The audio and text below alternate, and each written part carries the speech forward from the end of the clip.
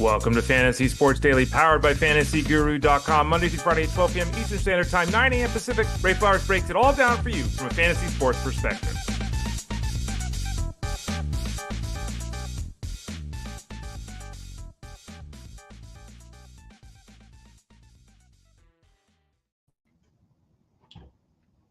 Hey there, everyone. Ray Flowers of FantasyGuru.com. Hope you're doing well here on this Thursday as we approach the middle of June. How you doing? Doing all right? Yeah. So I had a sneezing fit this morning. I don't know why. Don't know what precipitated that, but I had a sneezing fit, so I've got a little nasally throat thing going on. So I apologize. I try not to cough or choke or do anything here, but I can't promise. I don't normally have sneezing fits. Normally the sneezing fit thing is a family thing. Like my dad used to do it. My brother did. Apparently now that I'm old, I do it too. So anyway, hopefully we'll be able to make it through the show here without having any setbacks. That'll be my hope for all of you. Thank you for joining us today on Fantasy Sports Day. Thanks for joining us every day here on the free show. Don't forget to go to FantasyGuru.com, click that subscribe tab in the top right corner of the page and get signed up for any of the products we have to offer, and we basically cover every sport. So if you want something, send a note to support at FantasyGuru.com, support at FantasyGuru.com. I am Ray Flowers. You can follow me on Twitter, X, Instagram, Threads, Blue Sky, at the Ray Flowers. Type it in. I think I even have a TikTok page. I don't post anything there, but at the Ray Flowers. If you want to follow me any of those places, you can find me here Monday, Tuesday, Thursday, Friday. On Wednesdays, I'm with Jeff Mans on the Elite Sports Show. Jeff's show is 3 to 6 Eastern, Monday through Friday on SiriusXM Fantasy Sports Radio. I'm there with him Wednesdays. I'm here Monday, Tuesday, Thursday, Friday. Justin Fensterman hosts Wednesdays here when I'm not around.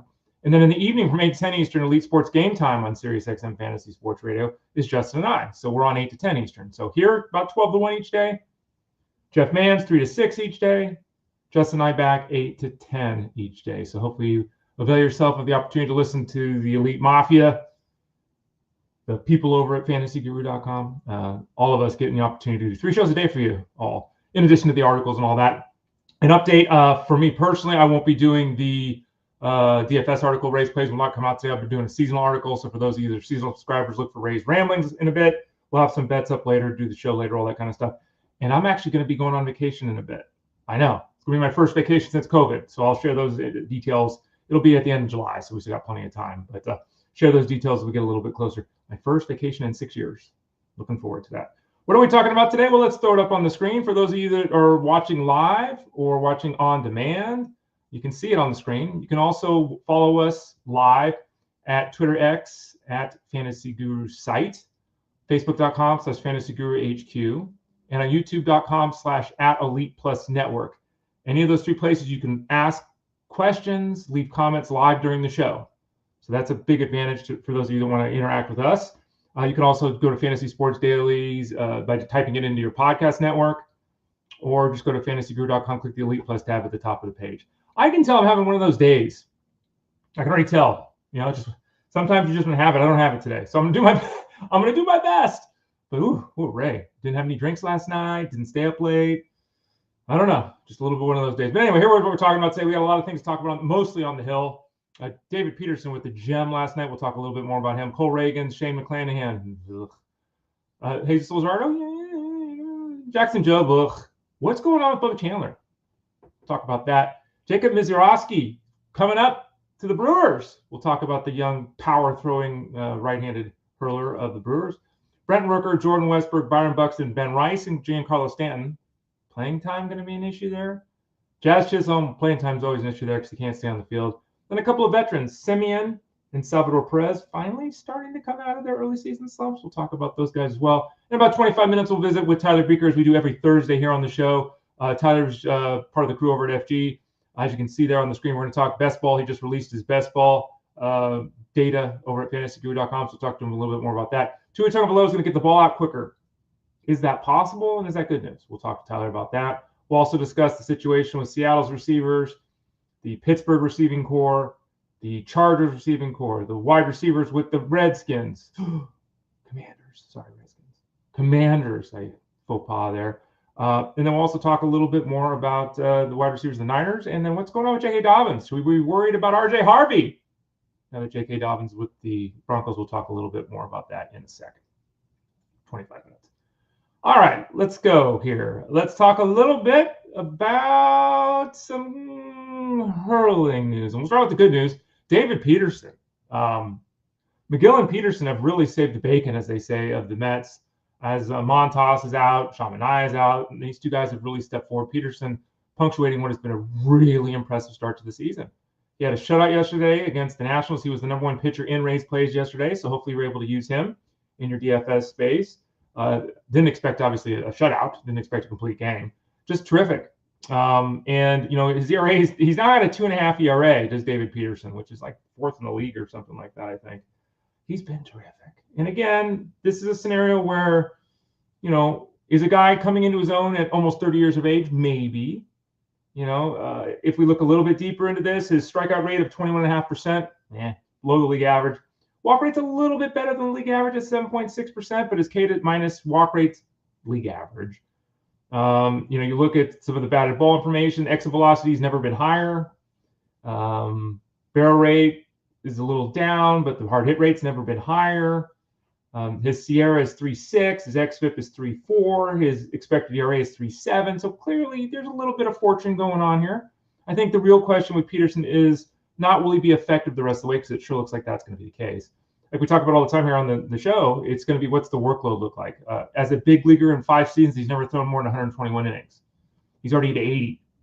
So he's on pace to, destroy that. He's on pace to throw, 195 innings this year? He's never thrown more than 120 at the big league level. So we'll see, but he's been good. You obviously didn't invest heavily in him. It was the peak yesterday. Now the real challenge happens, because next week he's set for 2 starts, which is good, right? Braves and Phillies. So he's got to run the gauntlet next week. So that'll be a real stiff chance for him, as I'm struggling again today to talk. Real stiff battle of opponents there. The Braves and the Phillies, 2 opponents that if he can get through that next week, run that gauntlet, things are looking really good with David Peterson. What about Cole Ragans? Oh boy, now we're talking about, I had to lead off with the good news of the pitching because we always talk about the negative. Let's talk about the negative now, and it's everywhere. Cole Ragans hurt his groin, then he was okay, then he hurt his groin, then he was okay. Now it's his shoulder. And we talk about this all the time. Shoulder injuries are very tricky. In the elbow situation, it's much more, this is what you got, this is what you do, here we go, right? Surgery, don't throw for 3 weeks, whatever, you know what I mean? The shoulder is just, there's a lot going on there. I've got the shoulder issue that I've talked about here on the show. I understand this. I got a couple rotator cuff tears. I can't do normal things, let alone throw a baseball left-handed. Luckily, I'm right-handed, but the shoulder's messy. And so they're running tests, and they're waiting to see what's going on with Cole Ragans. We don't know. It's kind of like the Hunter Green scenario. We still haven't heard on Hunter Green what's going on there. Cole Ragans has got the shoulder issue now. And remember, again, the groin issue has been an issue multiple times. At this point in time, June is out for Cole Ragans. It's probably unlikely that he's back before the All-Star break, and it could be longer than that. So we'll all keep our fingers crossed. We were just talking about him after his last outing and saying, well, the ERA is a little elevated and all that, but beneath that, there's a lot of positives with Ragans. Obviously, it looks like he's going to have a really good second half.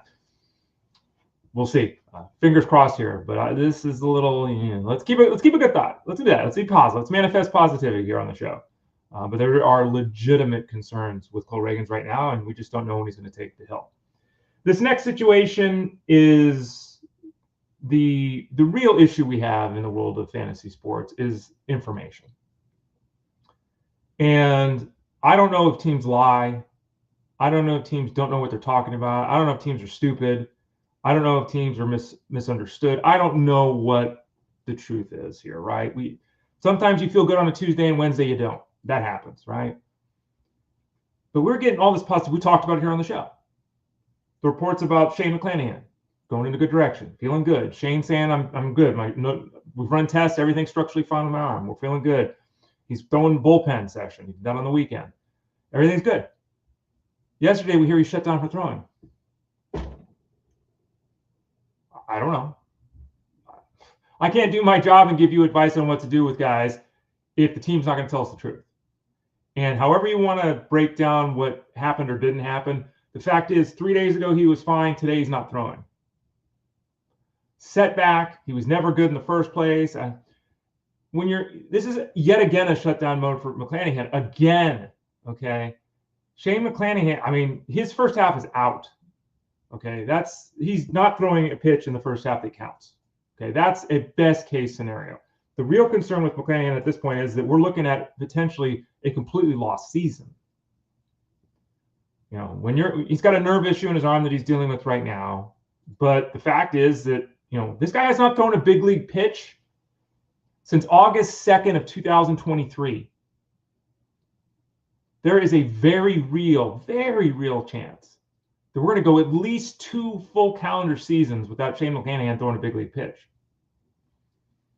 I hope he pitches this season. We'll see. I don't think Tampa Bay knows what's going on right now. I don't think they know. And again, nerve issues are such that they are, you know, you pull a muscle, you break a bone, nerve things, they're much more nebulous.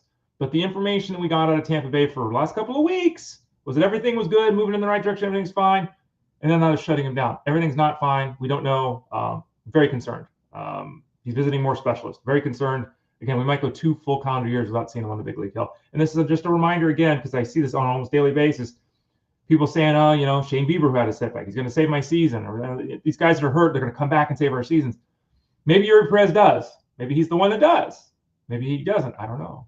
You know, we see Aaron Nola goes on the injury list with 1 injury. Then he picks up a 2nd injury. Then he's got a 3rd injury. Once these guys get hurt, once they're coming back from injury, I can analyze performance. I can't analyze what a doctor's not telling us. I don't know. And there's a case of McClanahan. Jesus Luzardo. Whew. Now, if you're like me and you have Luzardo, you didn't pitch him yesterday, which I think was the correct decision because, again, I didn't pitch him. Struck out 10 guys in 1-run baseball against the Cubs. Now, the Cubs are a really good team. Anyone going and having 6 innings and 1 ball against them is having a good effort. By the way, John G says he's gone 44 big league seasons without throwing a pitch. I have a longer streak than you, John. That's a good comment, though. I like that. Jesus Luzardo, 16 swings and misses. He threw 70 of 99 pitches for strikes. So thank goodness. Luzardo gets a revenge game next time out. He'll face Miami. We're starting him in that effort. Yesterday was good enough to not remove the 20 runs in 5-inning nonsense that happened, but good enough for us to feel comfortable starting him against an opponent he can beat. So I again, tipping pitches, as we talked about when we were going through this with Luzardo, the velocity was there. The location was a little off, but it wasn't terrible. The pitches seemed okay. Just was kind of everything came together to just get rid of them. But here you go. John G says, missed most of the week on vacation, but need to get my baseball fix. John, have a good vacation. Thanks for joining us here. You can always, as you I'm sure are aware, take us around with you in the podcast form. You can listen on demand, all those kind of things. But hope you're enjoying your vacation. Everyone needs to get a vacation. The guy that's going to have a vacation that he doesn't want is obviously Jackson Jobe. And, you know, again, this is another reminder that I am of the opinion, I say this a lot, that play the game of what is, not the game of what could be. Give me the Chris Bassett's of the world. Give me the Jose Barrioses of the world. They're going to throw 170 innings, right? These youngsters that are exciting and dynamic and sexy, and you know, what are they going to do? Are they going to perform? Are they going to stay in the rotation? Are they going to be durable? A guy like Jackson Jobe came in with a lot of problems. One of the top right-handed pitching prospects in all of baseball. And, you know, he was in the top 5. If you're looking at AL Rookie of the Year performers this year, he was top 5. Like, he's going to get a chance to start the year with the team, and we'll see, and we'll go all by. We'll deal with the workload later. Well, he hurt his elbow, and he's going to have Tommy John surgery, so the season's over. The season is over this year. Obviously, he's best case scenario, second half next year. He's 22. And this is what happens in baseball anymore. And it's so frustrating, and it's another reason why when you're making trades, I say it this way all the time. If you're in a situation where your pitching is doing well and your hitting is a little weak, now shockingly, there are some teams that are like that. Usually it's the other way around, but I got a question like this, and been dealing with a couple of them in Discord the last 24 hours. I'm very loath to trade pitching. My pitching's deep. Keep it. My pitching's great. Keep it. Because these guys go down. I mean, look at this every day. Every day someone's getting an injury that's not 10 days or 15 days. It's a month in a best case scenario. A month, 2 months, 3 months. We had Pablo Lopez put on the 60-day injured list. They said 8 to 12 weeks. Well, clearly it's not going to be 12 weeks. They've already put him on the 60-day injured list. So be cautious, especially in keeper leagues, with these young arms. Jobe is down, so I guess Montero will stay in the rotation for a while now. He's okay. He's a streaming guy. He's someone you could pick up. But Jackson Jobe, really, really disappointing. Bubba Chandler. Why is Bubba Chandler not in the big leagues? Is he one of the 5 most talented starting pitchers with the Pirates organization? Yes. Does he have the stuff to be a successful major league pitcher right now? Yes. Does he have the performance to be a successful pitcher right now? Last night, he threw 2/3 of an inning. Didn't get hurt, so no worries. Walked 4 guys. Got 2 outs, walked 4 guys. And if you look at his last 7 starts, he has walked 19 guys and hit 3 batters in 26 innings. His whip is .85 on walks. I mean, you can't. And walks have not been an issue with him. So we can all speculate, is it a mechanical thing? Is it a mental thing? Is it a frustration thing? Is it just he's having a bad stretch or whatever? 19 walks in 26 innings does not work. And you're certainly not going to call up a rookie who's never been exposed to the big leagues before with a walk rate like that. He's not going to do it. So as much as we want him back, I mean, at this point in time, it makes sense that he's not being promoted. It just makes sense because he is not in a groove. And you got to call these guys up even when they're super talented. You want to put them in position to succeed. He's not there right now. Angelo makes an interesting comment here. I've switched my focus from Bubba Chandler to Chase Burns. Now, Chase Burns is a 22-year-old. He's the #1 pitching prospect with the Reds. He's probably their #1 prospect overall. He was #2 pick in the country last year. Let me say that again. #2 pick in the country last year. He has thrown a total of 53 professional innings. 53. The last 3 years in college, he threw 80, 72, and 100 innings. So he's already halfway past that. Of the most innings he's ever thrown in his life, we're less than halfway through the season, of course. Are they going to let him throw 150 innings this year? No chance. I just can't see it. I don't expect that to happen. No chance. Very small chance they allow that to happen. He has been terrific in the minor leagues. Absolutely. He's been fantastic. He's got a 1.70 ERA. He's been fantastic. 75 strikeouts in 53 innings. But it's 53 innings as a professional pitcher. And I don't know. I mean, there's a lot. Most scouting services, Angelo, believe that he's not up until 2026. Like he gets a Jackson Jobe opportunity next spring. He gets a chance to break camp with the rotation. Maybe they call him up. Maybe I'm wrong. Maybe they fast forward things here. The Reds are basically playing 500 ball, which is a little bit better than anticipated. I don't think anyone thinks the Reds are making the playoffs, though. So this is not really a scenario where they got to push things. They did recently, obviously, lose Hunter Green. A lot of this might come down with Chase Burns. When is Hunter Green going to return from injury? He's seen doctors, and they're trying to determine that. So, obviously when Hunter Green's back, he goes right back in the rotation. We'll see, but it's gonna be aggressive for Chase Burns to pitch this season for the Reds. Speaking of youngsters, a guy that we've all been hoping, waiting kind of for with the Brewers is getting an opportunity. Aaron Savale is being moved to the bullpen for now. Logan Henderson is still down on the farm. We've talked about him here on the show, the fact that his workload is getting significantly high for what his career has been, the injuries and everything he's dealt with. Brandon Woodruff had a setback recently. We'll see. He's going to pitch in the second half at some point. He obviously goes into the rotation when that happens. But for now, with Savale moving to the bullpen, Jacob Misiorowski, the 6'7", 99-mile-an-hour throwing right-handed pitcher, gets an opportunity with the Brewers. And he is sexy. He is exciting. He is dominant. All of these things. This is interesting because Aaron Savale is a starting pitcher. And whether Savale is a winner, a league winner, or anything more than an SP4 or 5, which he's not, making a transition in your 30s to the bullpen is not easy. So that we'll see if that actually works or not. He'll probably end up making starts the rest of the way. But Misiorowski is the guy that obviously everyone can get excited about. Adam, he's probably been added already because he's he's one of the 3 or 4 pitchers that you could look at and say this guy can be a difference maker the rest of the way. He's going to get an opportunity. Again, flat out dominant stuff. So Misiorowski will get a chance here. He is somebody to not blow your fab budget on, but spend a lot. Spend waiver priority on him. We'll talk more later in the week. We'll have a fab article up over at FG. This is a guy you want to spend 35% of your budget on, kind of stuff, right? Because there's a chance for him not to go Paul Skeens. Let's not put that on him, right? What Paul Skeens did last year. But there's talent here. And the question obviously does come down to what is the rotation going to look like with Savale, with Woodruff, with Henderson. Misiorowski's going to have to pitch to keep that spot.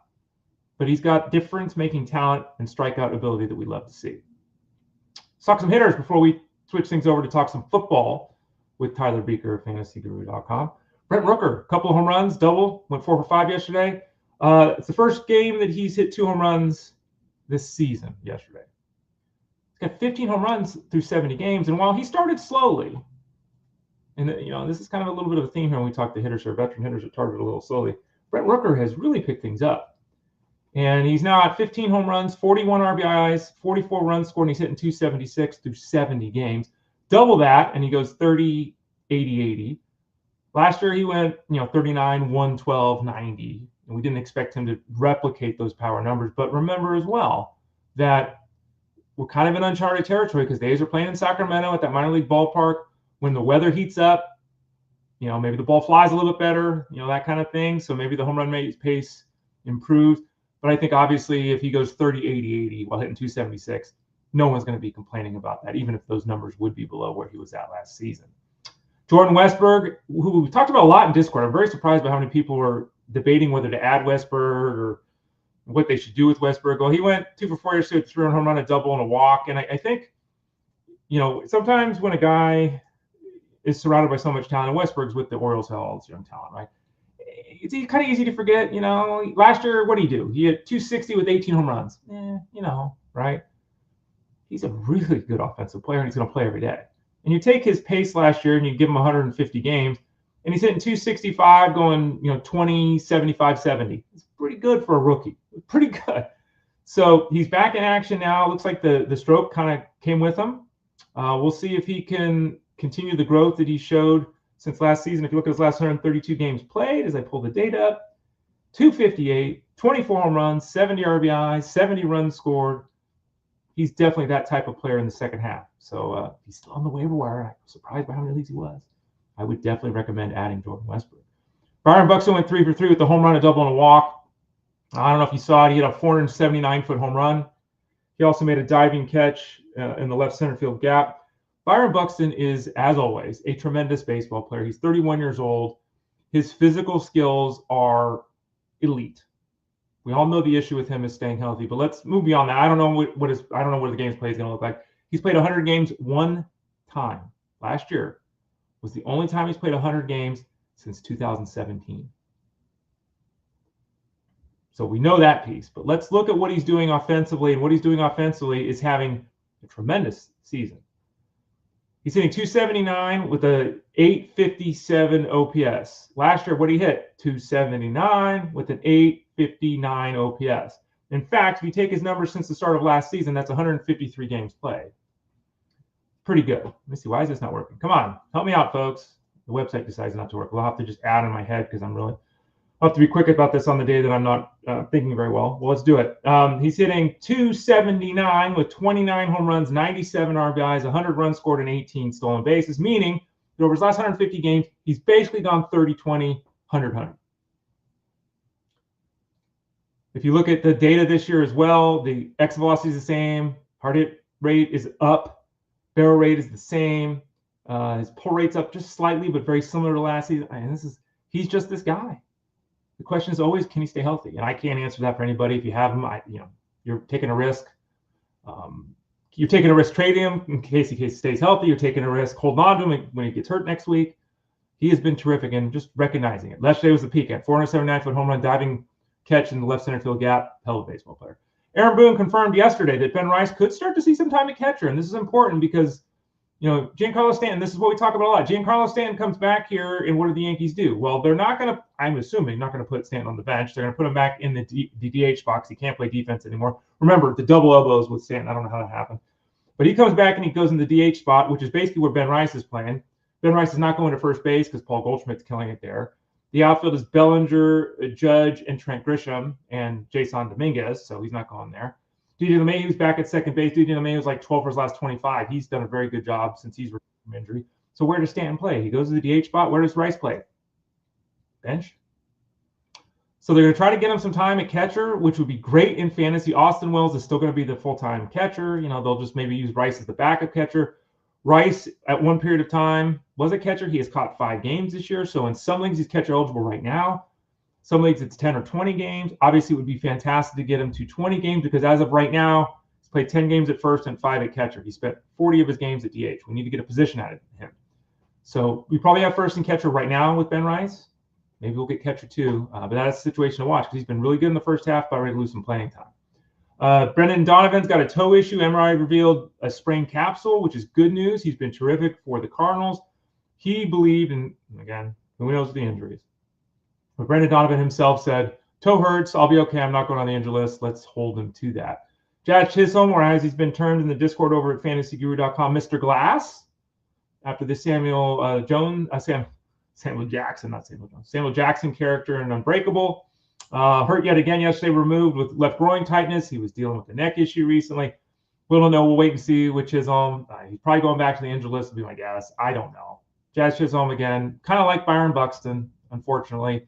A tremendous guy that helps us in so many ways in the fantasy space, but a guy that just can't stay healthy. Marcus Semien had a home run yesterday. He continues to hit. The last 2 weeks, Marcus Semien's hitting like 475.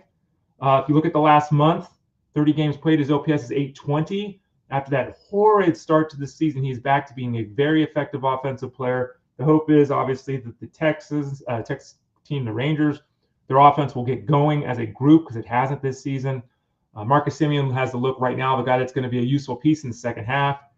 And that wasn't a certainty 3 weeks ago. So really good to see him do that. And then finally, Salvador Perez hit a home run yesterday.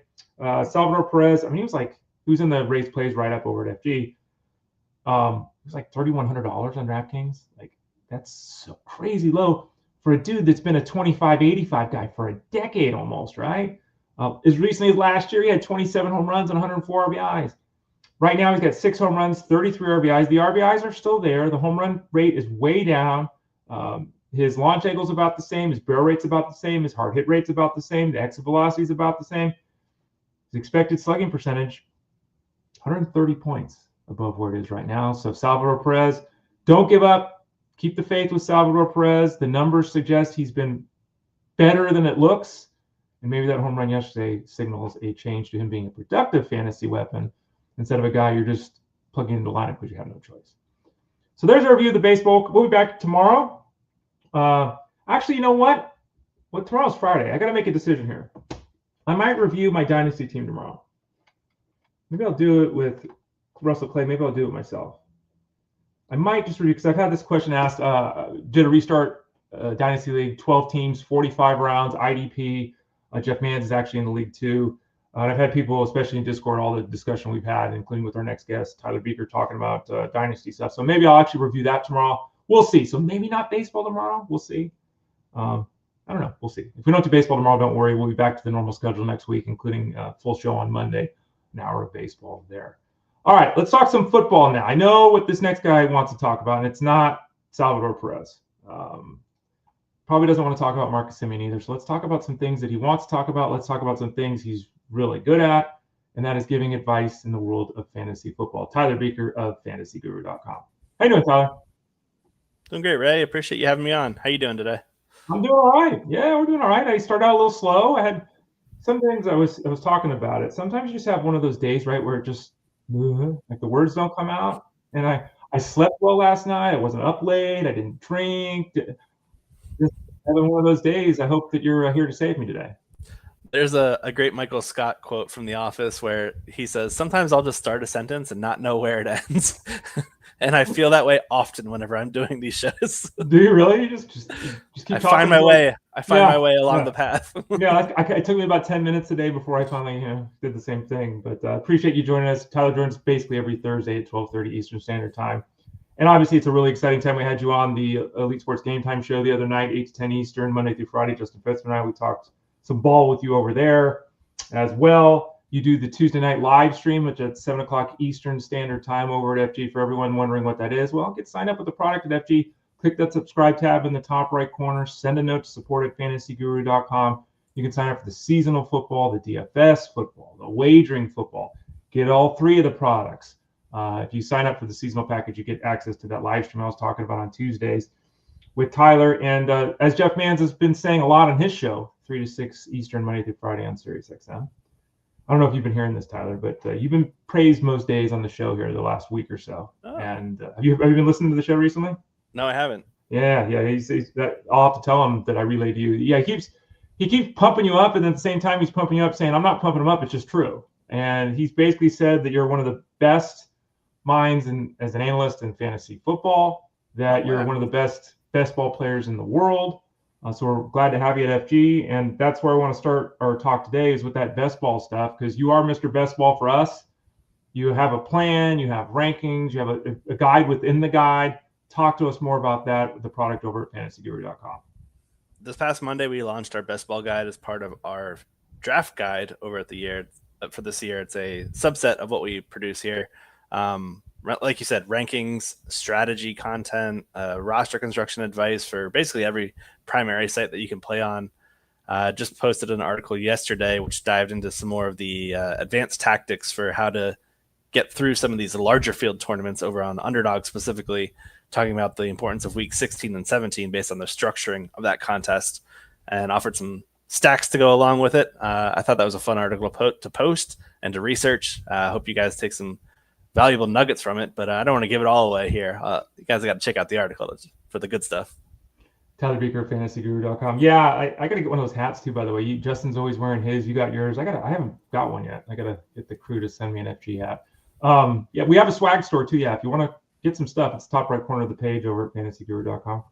How often or will you be updating the best ball rankings? I mean, is it one of those things like if there's a major injury, do you have a plan? You do it every week? What's that look like? In August, I'll be updating it every other day, basically. Okay. As of now, it's probably more of a week-by-week kind of thing, unless we got any major news that merits massive changes. So, yeah, week by week, I'd expect it. I'll probably do an overhaul every Sunday, so by Monday morning, you'll have fresh rankings out.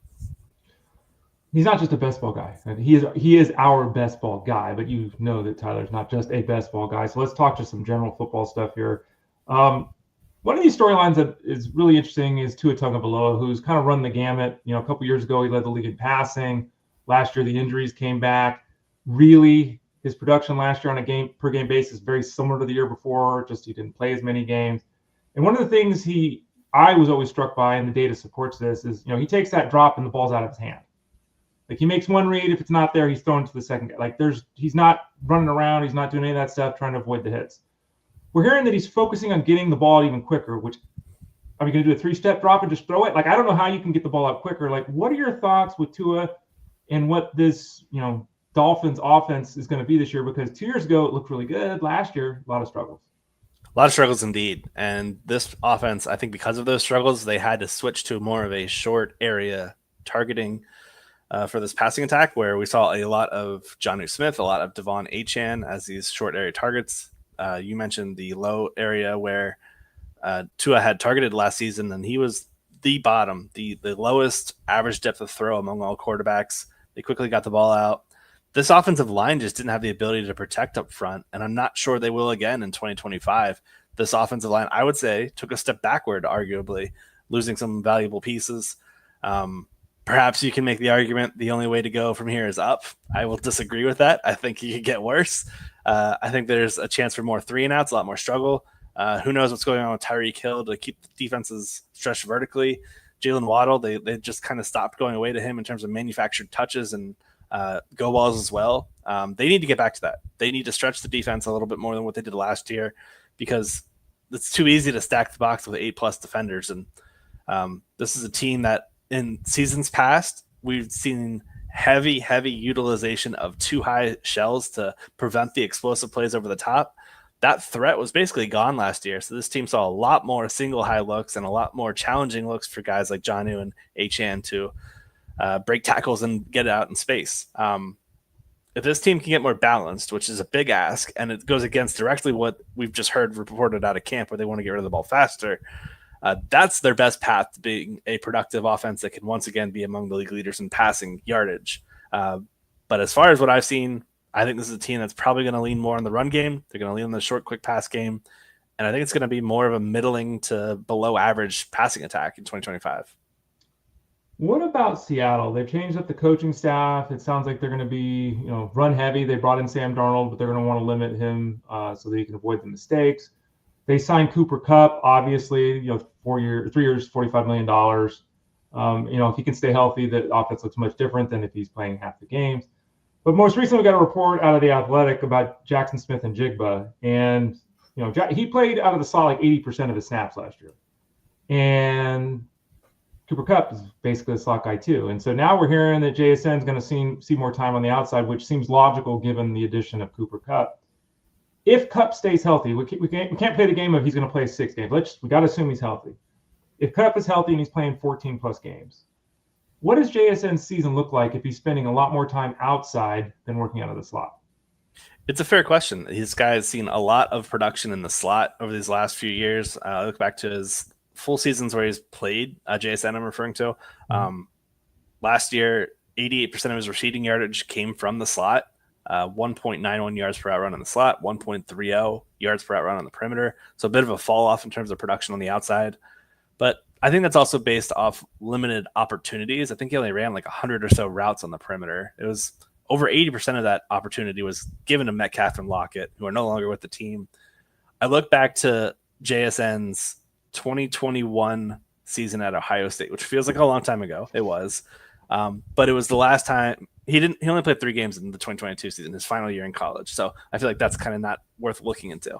Right. But his final year at college, basically, let me just say that his final year in college, 5.07 yards per out run on the perimeter. This guy can play on the boundary.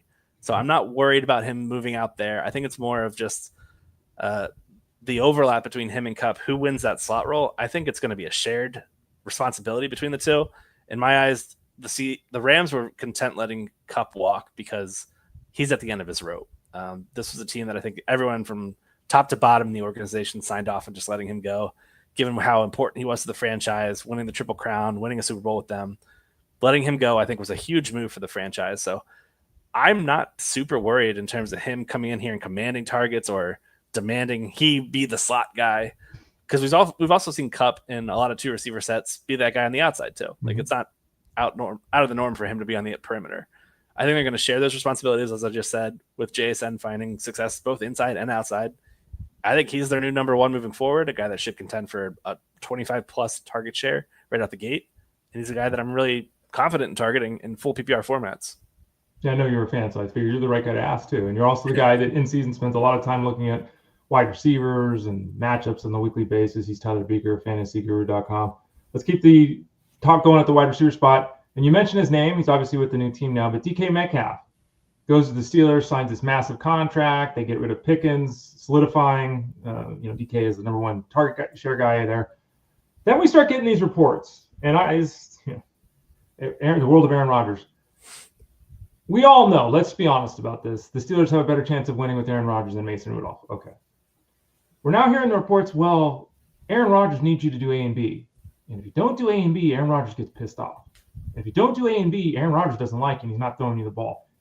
Aaron Rodgers is throwing the ball to DK Metcalf. Let's be very clear about that. But do you tend to agree a little bit more than not with the story of ESPN that this may not be the best fit in the world because DK is not a really precise route runner. He kind of freelances a little bit. He wants you to trust him and just chuck it up to him and let him high point a football. What do you think? I'm in lockstep with the masses here, where I'm not very bullish on DK Metcalf. You and I may butt heads on this one because I think you're a bit of a stauncher DK supporter than I am. But this guy is like a back shoulder winner. He's just been like I feel like that's really what we can sum him up to right now. His route running's been so sloppy, as you mentioned. I looked at ESPN's overall metrics. They have like a separate website that they have where it tracks like their ability to get open, their catch rate, their yards after the catch, and combined. And over the last 4 years, he's just declined across the board in all these. He posted his worst season last year in terms of yards per out run, yak per reception, and then you mentioned his like freelancing and wanting them to just throw him jump balls. Over the last 2 years, he's 24 for 72 on contested catches. That's just 33%. That's shocking for a player that's 6'3" and almost 230 pounds. Mm-hmm. Then we throw in that it's a low volume offense in Pittsburgh. Mm-hmm. I think he gets a very sizable piece of the pie, like a 27 to 30% target share wouldn't shock me at all. But it's a small pie that we're cutting into. True. So I think he's going to be a really touchdown dependent receiver. And when he doesn't hit those go balls, like similar to Pickens last year, there's going to be a lot of variability on a week to week level. I am bearish on him at a wide receiver 3 price, which I think is kind of where he is. Mm-hmm. And like the wide receiver 22 to 27 range is where most sites have him. I'd honestly feel better about him in a flex, and that's only after going with a receiver heavy start. But again, I'm a bit bearish. I also generally just avoid Arthur Smith's passing attacks because it's been so volatile year after year, especially mm-hmm. the receiver position. Really just want to target the running backs here. I think you can go to Metcalf and Aaron Rodgers has like a 1-2 punch in best ball tournaments where you're just hoping they get some spike weeks where they can combine for 2 touchdowns in a random game. But that's really it. I'm really bearish on this Pittsburgh offense. What do you think about the idea? People say it frequently, just generally. We can use DK as an example, Tyler. Follow the money. They paid him money, right? Now, is that because they have no one else at receiver, which is something we need to talk about here? Like, who is the number 2? We're getting stories that, the Steelers wide receiver coach, Zach Azzani, says their number 2 is Calvin Austin, which is, I think, news to the entire world. I think most people thought it'd be Roman Wilson. We're hearing a lot about Roman Wilson all the offseason, but now the Steelers wide receiver coach is talking about Calvin Austin. You look at this receiving core, and it's like, it better be DK Metcalf, because the rest of this is just a lot of uncertainty. And I will say this for Aaron Rodgers, he doesn't like throwing to rookies. He wants someone that can read the play the same way he does. And maybe that is a rookie, who knows, right? He'll have to get in and work with these guys. But we know how this goes with Aaron Rodgers. You need to do what he wants you to do, but it's not going to work. For sure. I think we could see the tight ends involved a bit more, Freiermuth and Darnell Washington getting some low area catches. But in terms of like catching a lot of volume, it's really tough to be bullish on anybody here. Calvin Austin's really just like a 180-pound speedster that flies down the field. Mm-hmm. Roman Wilson, basically a redshirt freshman year after missing the whole season. But I got to say, I do a lot of receiver prospect guide stuff for our stuff over pre-draft, and every time I was watching Roman Wilson highlights, it honestly just felt like, or not highlights, like clips of him playing with McCarthy. It just felt like McCarthy highlights. That's what it felt like. It felt like it just shined a better light on what JJ McCarthy was able to do rather than what Roman Wilson was able to do. So to me, Roman Wilson's still a bit of an enigma. He does at least open a wide open depth chart to try to carve his name out. Starts here in the training camp, though. Let's see what he can do. I don't think anybody here is going to be fantasy viable, though, aside from Metcalf. Yeah, in our just released staff mock draft, I think I took Roman Wilson in the last round, and it seems like Tyler Beaker would not have made that selection himself. We'll see. He's probably right. I'm probably right. It's a wild card selection. We'll see. It's the last pick. So yeah. Tyler Beaker, fantasyguru.com. Again, he joins us every Thursday about 12:30 Eastern Standard Time. Let's talk a little bit about the Chargers. We'll start out with Ladd McConkey, and there's a story that sounds kind of dumb on the surface, but when you think about it, it's not really that dumb. The Athletics got a report talking about how Ladd McConkey was this offseason obviously trying to get healthy, but then trying to stay healthy by learning the quote-unquote art of falling down, which sounds stupid. But we all watch football. There are some guys that never quite get hit. Like I think of Tyler Lockett. Like he always slide off, slipped a little bit here. There's a way, and this is one of the guys he was looking at. I guess Julian Edelman was another guy, because obviously Edelman more of the slot guy and kind of running routes like Ladd McConkey. There is a way to avoid getting blasted. There is a way to fall properly.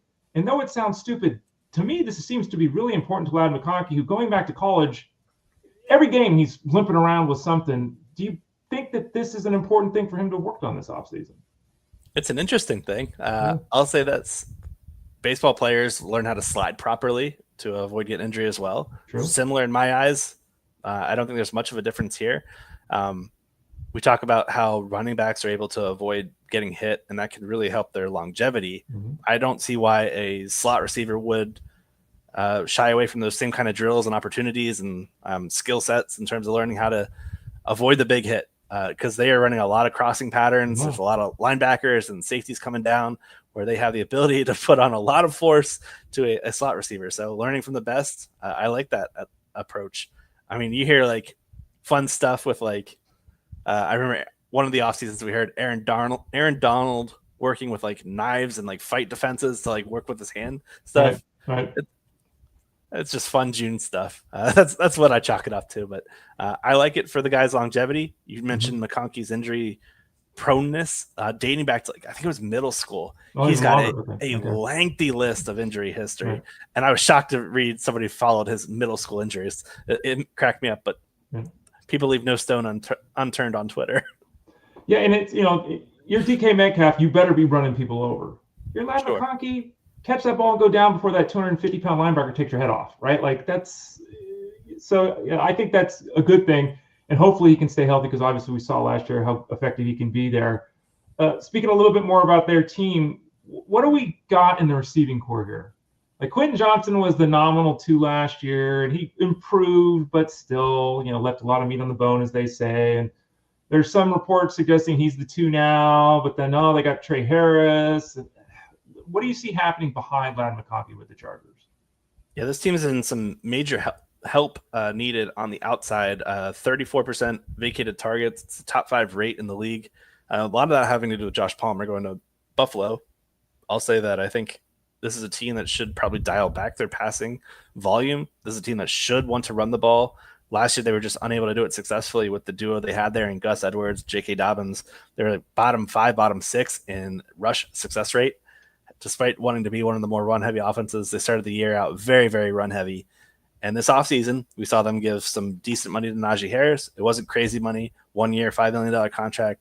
And they spent round 1 draft capital on O'Marion Hampton, who in any other class that didn't have Ashton Johnson probably would have been the RB1 off the board. Very, very talented running back. I think this team is going to just totally dial back their passing rate. So anybody expecting Lad McConkey to repeat last year's fantasy success as like a top 12 fantasy option is probably going to be looking at the best case scenario. I think just volume is going to drop back. They're going to run the ball a lot more. Hopefully the defense plays a little bit better and gets a little bit more healthy. I will state that their secondary looks like it's in shambles. They've got one great safety there in Derwin James, but beyond that, this is a unit lacking in talent. They brought in a lot of free agents. We'll see how them throwing stuff at the wall, see how much of it actually sticks. I'm kind of bearish on anybody aside from McConkey. Trey Harris, you can make an argument for just for the rookie upside, a guy they got in round 2. He's kind of an exciting playmaker, really, really productive at Ole Miss. And then I'm out on Mike Williams. I'm out on Quentin Johnston. It's really just McConkey with Trey Harris as like a wide receiver 5, wide receiver 6 for redraft leagues. Hampton and James on my dynasty team that I may or may not talk about tomorrow. Go Chargers. Tyler Baker, fantasyguru.com. Talk about the, I said Redskins earlier instead of Commanders. I had a slip. That was part of my not thinking when I was talking earlier today. The Commanders, obviously they added Deebo Samuel to Terry McLaurin, which in theory looks really good, right? Now, Deebo obviously has had tons of injuries the last couple of years. Terry McLaurin wants to get paid. That's a little bit uncertain. Noah Brown was injured at practice yesterday. Everyone loves Jaden Daniels, and he's being drafted as an elite guy. Are we close to – is it closer than we think to that being problematic with the receiving core they have here with the Commanders, or am I blowing some of these early season storylines out of proportion? Well, we can also add in Diami Brown no longer in the picture. When we add in all these things, it doesn't look great. I'll say Terry McLaurin not reporting. He did the same thing like 3 years ago when he was trying to get another contract, so it's not uncommon for him to do that, especially after the year he had. A fantastic campaign where 13 touchdowns, finally was able to reach the red zone after this guy's just been like the constant 900 to 1,000 yards, but just like 4 to 6 touchdowns. It was great to see McLaurin finally reach the paint and really do well in terms of drawing end zone targets. I was really impressed with him. Deebo to me is a fine addition. I am very on the outskirts of suggesting drafting him in fantasy. And that's probably going against what others at our site might say. I think he's at the tail end of his career. The other weapons we've got here, though, they've spent some capital to add players here. Luke McCaffrey they added, Jalen Lane, another mid-round guy they've added. So we've got like some slot options to kind of help out in terms of this Cliff Kingsbury offense, which was number 2 last year in receiver targets behind the line of scrimmage. They want to get the ball out quickly, let their guys shine in space, which another reason why they added Debo, a former Yak all-star. He's just had 4 successive years going down in yak per reception, which is why I'm kind of like, maybe we're not going to see the same Debo that we thought we were seeing like 3 to 4 years back. But the holdout for McLaurin, provided he comes back, I think this offense doesn't miss a beat. The offensive line got much better in the offseason too. And then we've got just the fact that an offensive rookie of the year has a full offseason to get ready. Like these guys, when they come from the college level to the NFL, it's such a quick turnaround and with minimal time to prepare, rest, learn. The first offseason, I think, is so huge for these guys in terms of like making some growth, which is why the year 2 leap for receivers is such a common thing we discuss. It used to be a year 3 thing, but it's kind of sped up now. Now it's a year 2. I'm not super worried about this team just because I think the core of it has stayed intact. The run game, the offensive line, the quarterback, the receivers, they've added some players that are going to help.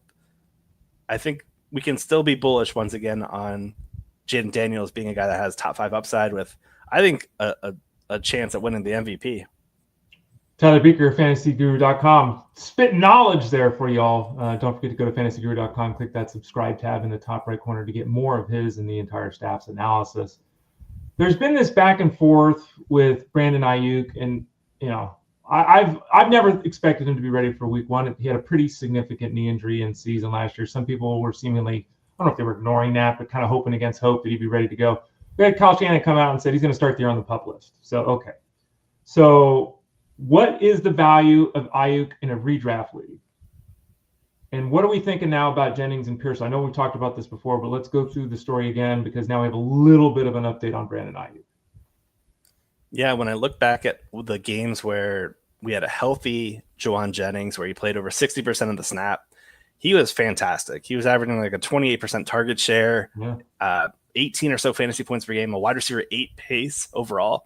If he can maintain that, I think this guy's got a very, very high chance of exceeding his expectations over the first half of the year. Ricky Pearsall ended the year on a very high note, week 17 and 18, big games there to close out the season. Started off on the worst possible foot possible, out of his control.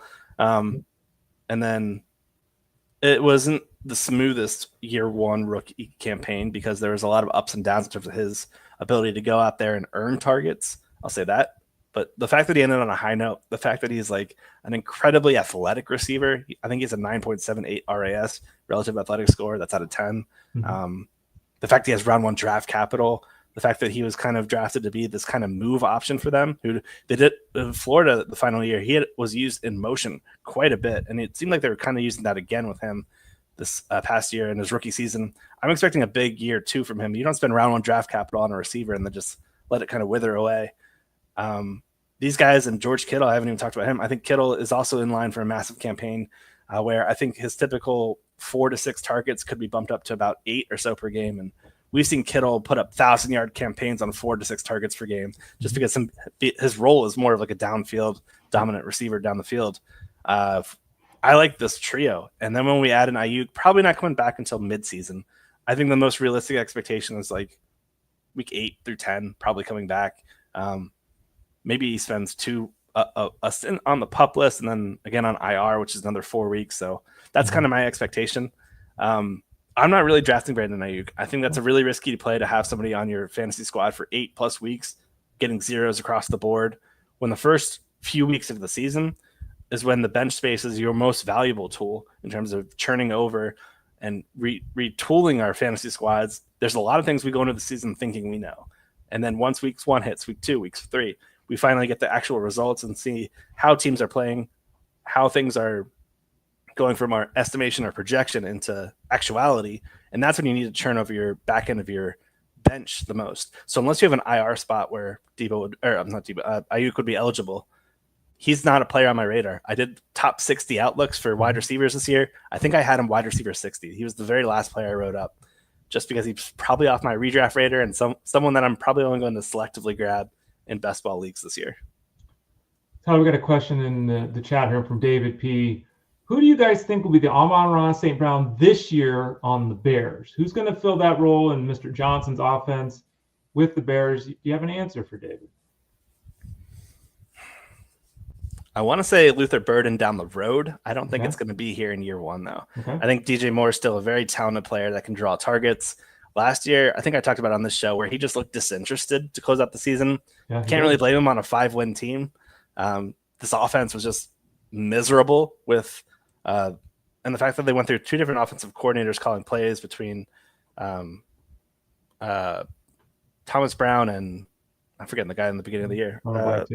Yeah, sorry about that. But this offense was just so poor, but they did take steps forward over the back half of the year.